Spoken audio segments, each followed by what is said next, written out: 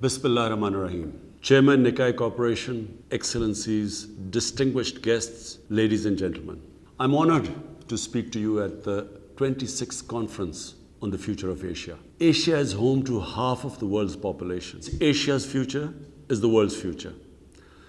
This is where the most dynamic economic growth, social change, technological advances, and human development have taken place in the last 50 years. This is where the course of history will be decided in the 21st century. Today, Asia and the world are at an important juncture. We confront unprecedented challenges, but we also have exciting opportunities to advance progress and prosperity. Our first priority at present is to confront and conquer the COVID-19 pandemic. This virus has created the worst global health, economic, and social crisis in the past 100 years. It has infected hundreds of millions, killed over 3 million people, reversed economic growth, enlarged poverty, and worst of all, created huge unemployment.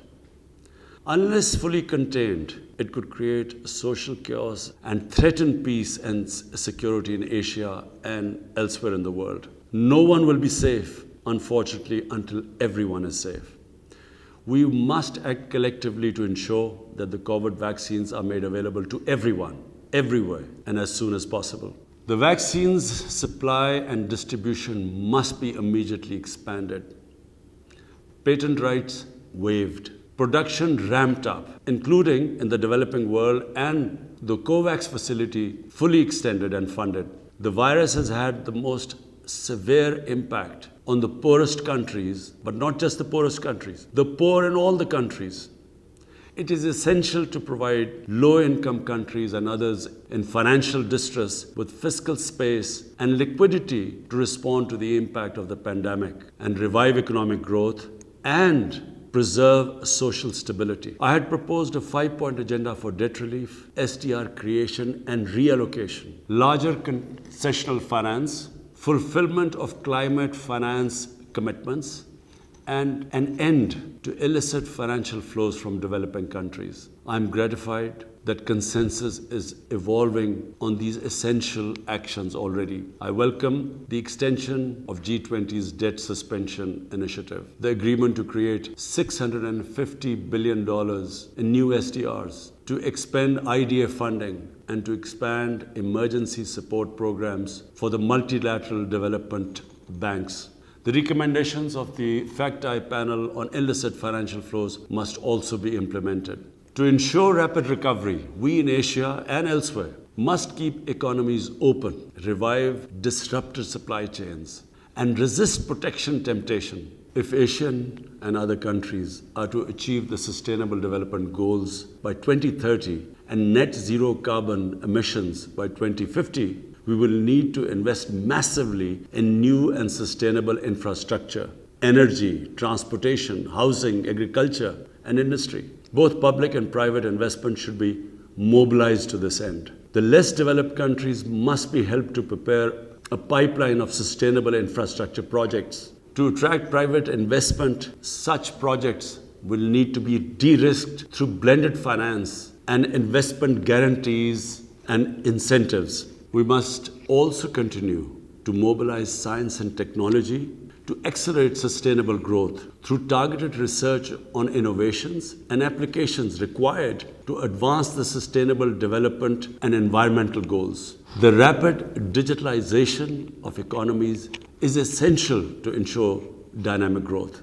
The digital divide between advanced economies, where 87% of people are online, and the poorest countries, where only 19% have internet access, must be bridged. Otherwise, the divergence in growth trajectory of advanced and developing economies will widen further. This will require expanded investment in digital hardware and software. Resilient and dynamic economic growth, particularly in Asia, depends significantly on greater integration and physical connectivity.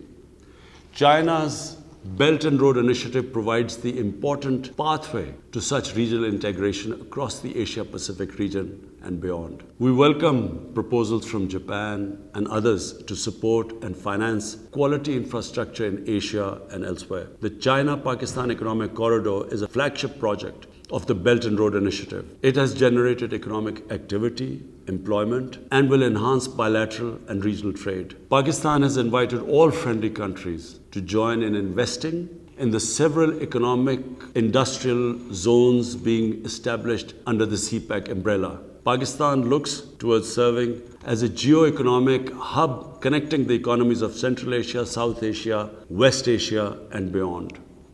These sub-regions are the areas which possess greatest potential for dynamic new growth to Asia. This potential cannot be fully unleashed until we resolve the outstanding conflicts and disputes in this region. Pakistan has actively supported the peace process in Afghanistan. As foreign forces withdraw from Afghanistan, it is imperative to redouble efforts to promote the peace process between the Afghan parties. As I have said over the years, there is no military solution to the conflict.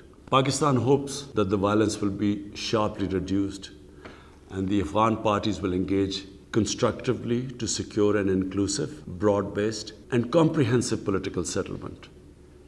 Pakistan desires peaceful, cooperative relations with all its neighbors, including India. But India must stop the human rights violations in occupied Jammu and Kashmir and revisit the unilateral measures it took on 5th August 2019. It is essential that an enabling environment is created for dialogue to peacefully resolve the Jammu and Kashmir dispute in accordance with the United Nations Security Council resolutions and the wishes of the people of Kashmir. We hope that the other threats to peace and security in Asia will also be resolved. The situation in Palestine remains a matter of deep concern to everyone. The international community must take urgent actions to stop the Israeli attacks against Palestinians, prevent the desecration of holy places, especially Al-Aqsa Mosque, and facilitate a just and lasting solution in line with the relevant United Nations resolutions and the two-state vision. Finally, we consider it vital to avoid great power rivalry and tensions in the Asia-Pacific. There is ample room in Asia for economic, trade and investment participation of all states. Yet Asia must not become the theatre of tensions induced from without or within. The differences and disputes in Asia require Asian solutions on the basis of Asian values and interests. The Asia-Pacific, including the Indian Ocean, should become a zone of peace, an area of expanding cooperation and prosperity through strict adherence to the principles of the UN Charter and the Bandung principles of peaceful coexistence. I thank you.